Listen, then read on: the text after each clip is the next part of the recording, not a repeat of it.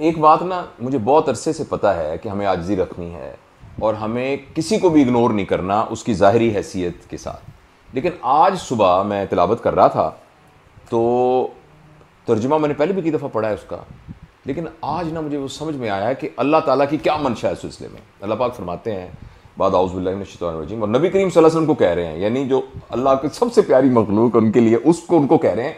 और टोन देखें क्या है, अबसा व तवल्ला अन जाअहुल आमा।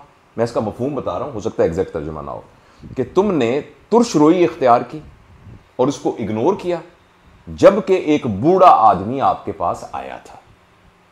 अबस व तवल्ला अन जाअहुल आमा वमा युदरीका लअल्लहु यज़क्का अन यज़क्करु फतनफ़अहु ज़िक्रा।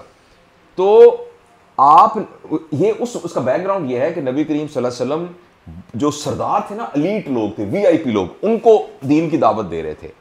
तो बीच में एक आम सा अंधा आ गया जो कि इत्तेफाक से हज़रत खदीजा का फूफीज़ाद भाई था।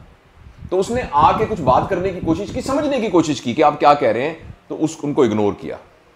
तो आगे से अल्लाह पाक ने अगली आयतों में यह फरमाया कि जिनको तुम समझाने की कोशिश कर रहे हो वो समझ नहीं सक रहे, और अगर वो नहीं समझ सकेंगे तो तुम्हारे ऊपर इस किस्म की कोई, यानी तुम्हारे ऊपर कोई पेनल्टी नहीं है।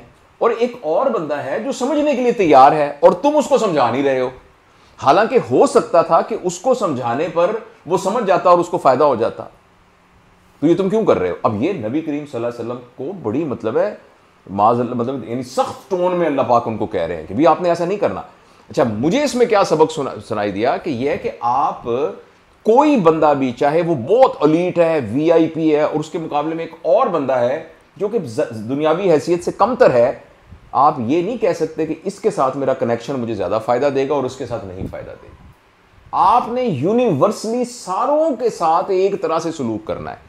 हो सकता है कि उसको नफे की चीज बताई गई, उसका फायदा किया हुआ ये ज्यादा फायदामंद हो जाए उसके लिए भी और आपके लिए बनिस्बत उसके।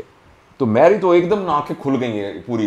इसमें अबस व तवल्ला अन जाअहुल आमा वमा युदरीका लअल्लहु यज़क्का औ यज़क्करु फतनफ़अहु ज़िक्रा अम्मा मन इस्तग़ना फ़अन्ता अन्हु तलहा। तो ये इस आयत में ये पूरा जो मैंने आपको वाक़या बताया ना, वो इस तरीके से एक्सप्लेन किया गया है। तो वो आपको जो बात कर रहे थे ना इरफान, वो यही है कि आप ये कह रहे थे कि आपको पता नहीं किसकी दुआ लगी और ये नहीं पता होना चाहिए, ताकि आप तमाम लोगों को उन पोटेंशियल लोगों की तरह डील करें कि जिनकी दुआ की वजह से आपका काम बन सकता है। तो ये ज़बरदस्त बात थी मेरे ख्याल।